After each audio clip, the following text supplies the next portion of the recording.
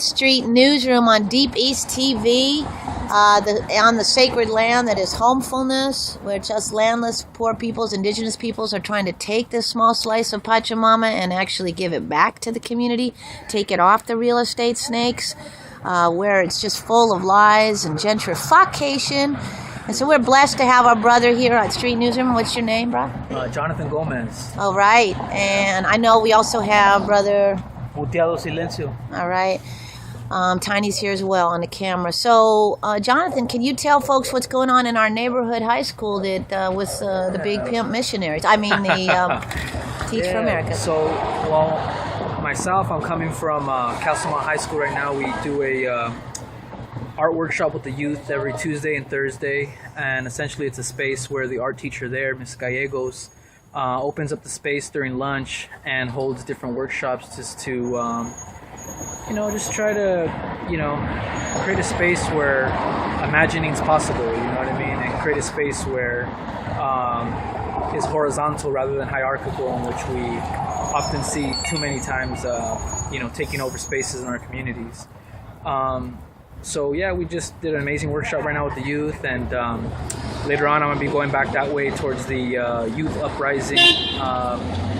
They're having a talk tonight, and it's sponsored by Teach for America, and it's community outreach on their part, which strikes me as kind of interesting because in fact you see quite the opposite come from that organization, and you see an impulse to really build inward rather than outward and include communities. So we're hoping for the best, but we will see, and I'm going to be there to observe and see what their notions of community are, see if in fact the community is represented, because oftentimes we see that that notion of community, while ambiguous, it's often utilized to simply gain funds for an organization that really doesn't care about the people that live around that particular area, right? In this case, East Oakland right here. So like I said, we're hoping for the best, but we'll see, So I'm excited about that. I think that, ideally you would want to see more, not ideally, I mean, what should happen is we need more, and we must demand more resources for our communities. We must demand more positions in these organizations to be held by people who actually live in the community. So we will see, and it's a beautiful day out here. Honored to be here with you beautiful folks doing the things that y'all do, and just excited to be in conversation with y'all. Can I just ask a question in terms of how much do you know about the history of colonization, of community, of Teach for America? I don't know if you know a little bit about that. I do, but I'm curious if you do. Well, yeah, so that viewers can find it, because then people don't necessarily know what they even do.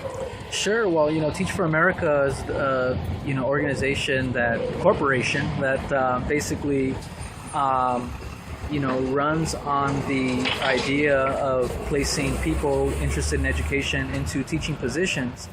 And while it does that, and while you have people who are interested in teaching holding positions, it has usually worked out that they use that as a stepping stone to simply put on credentials, right, as a teacher, on their path towards becoming something else, on their career trajectory. But and while we want to encourage and while we believe that people should be what they want to be, the impact is quite negative on our youth, right? Because what you end up seeing, which is quite different from what they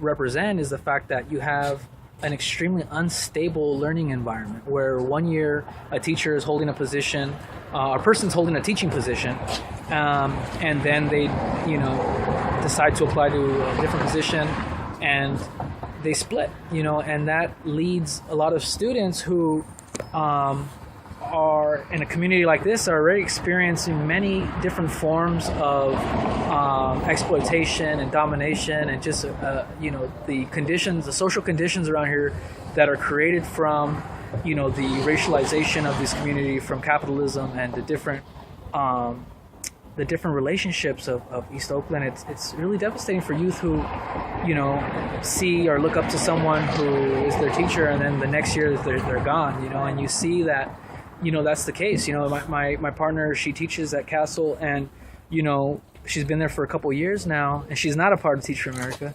And what you see is the fact that, you know, that's one of the questions that she's always asked by many different students once she gains a relationship with them. Are you coming back next year? Are you coming back next year? And of course she is. She's dedicated to this community, and she's very much, you know, committed, and she will continue to be back. But while I've been, you know, able to see who comes and goes, a lot of, you know, Teach for America end up splitting. You know what I mean? And that's the kind of relationship that's actually taking place on the ground. Exactly. Know what I mean? Did you have any comments on that, Moteado? No comments? Can I ask you a question? So Teach for America is the thing started by Michelle Reed? Not sure. So Teach for America, for people to understand, it sets up that dynamic of the parachute liberal, basically. Yeah. Right. And so what happens is that, you know, like a brother said here, the communities that we're part of, specifically poor communities of color and poor kids of color in these giant factory schools, are actually just used as someone's resume lift, you know. And well, yeah, I did my time in the neighborhood. You feel me? Like, so it is actually very painful and hard and not cool. And it's funny because Leo does a lot of work fighting for poor communities of color in Berkeley Public High School. His own daughter graduated from there.